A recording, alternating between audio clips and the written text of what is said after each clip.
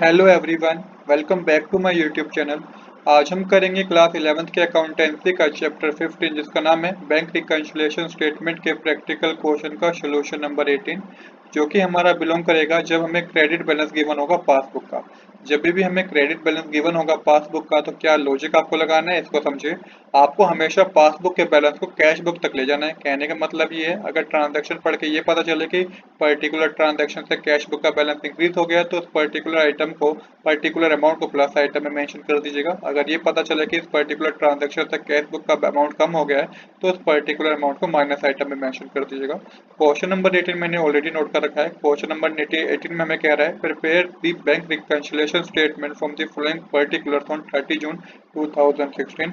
आपको क्या गिवन है? आपको bank statement show a favourable balance of rupees 9214। तो यहाँ पे बच्चे कंफ्यूज हो जाते हैं। देखिए, बैंक स्टेटमेंट से मतलब हो जाता है पासबुक का, और फेवरेबल बैलेंस से मतलब है क्रेडिट बैलेंस। पासबुक का क्रेडिट बैलेंस आपको गिवन है 9214 रुपीज। उसके बाद आपको कुछ ट्रांजेक्शन भी गिवन है जिसको आपको बैंक रिकन्सिलिएशन स्टेटमेंट में दिखाना है।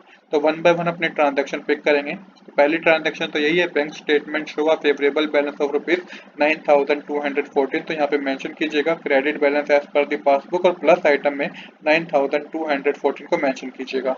इसके बाद हमें गिवन है on 29 June the bank credit the sum of 1650 rupees in error.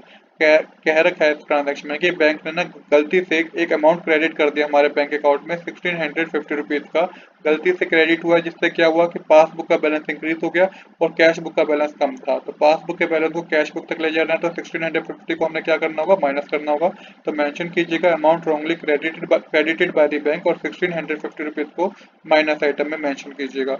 इसके बाद नेक्स्ट ट्रांजेक्शन हमें गिवन है certain check value at rupees 4500 issue before 30 June are not clear।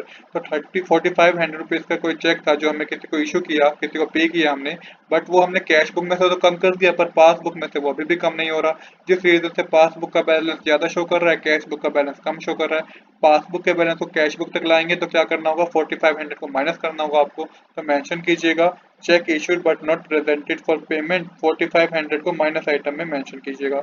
इसके बाद नेक्स्ट ट्रांजेक्शन हमें गिवन है a hire purchase payment of rupees 950 made by standing order was not enter in the cash book.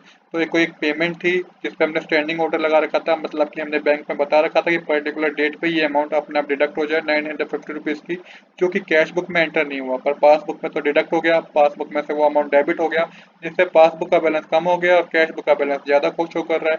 तो passbook के balance को cash book तक ले जाने के लिए 950 को प्लस करना होगा आपको। तो मेंशन कीजिएगा hire purchase payment made by bank और 950 को प्लस आइटम में शो कीजिए।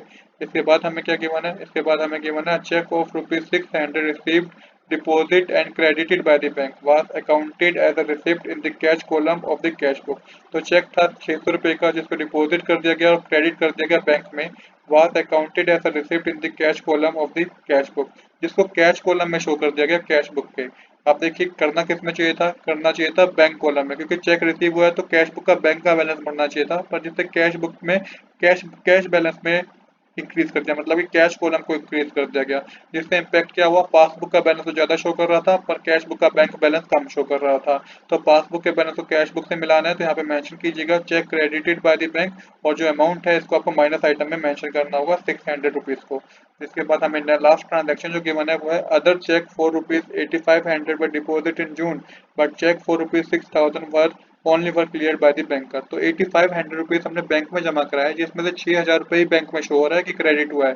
तो डिफरेंस अमाउंट को आपको मेंशन करना होगा। आप समझिए, जब हमने बैंक में 8500 रुपीज जमा कराया तो कैश बुक में बैंक का कॉलम हमने 8500 रुपीज से इंक्रीज कर दिया होगा, पर बैंक में तो खाली 6000 रुपये शो कर रहा है, जिस रीजन से कैश का बैंक का कॉलम कम शो बैंक का बैलेंस कम शो कर रहा है और कैश बुक का बैलेंस ज्यादा शो कर रहा है। तो अब आपको क्या करना है? आपको पासबुक के बैलेंस को कैश बुक तक ले जाना है। तो आपको क्या करना होगा? इसका जो अमाउंट डिफरेंस अमाउंट है उसको आपको प्लस आइटम में शो करना होगा। तो यहाँ मेंशन कीजिएगा check deposit but not credited 8500 minus 6000 करेंगे आप तो ये आपका आएगा 2500, जिसको आपको प्लस आइटम में शो करना है।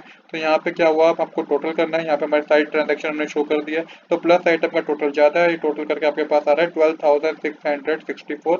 आप माइनस कर दीजिए माइनस आइटम को, आप इसमें से 1650 4500 600 को माइनस कर कीजिए 12,664 में से, तो ये आपके पास आएगा debit balance as per the cash book. ये आपके पास कितना आएगा, ये आपके पास माइनस करने पे आएगा 5,914 रुपीज़। यहाँ पे हमारी प्लस आइटम और माइनस आइटम दोनों इक्वल हो जाएगी। तो आज के लिए इतना ही। I hope you like this video. If you like this video please do subscribe this channel. Thanks for watching.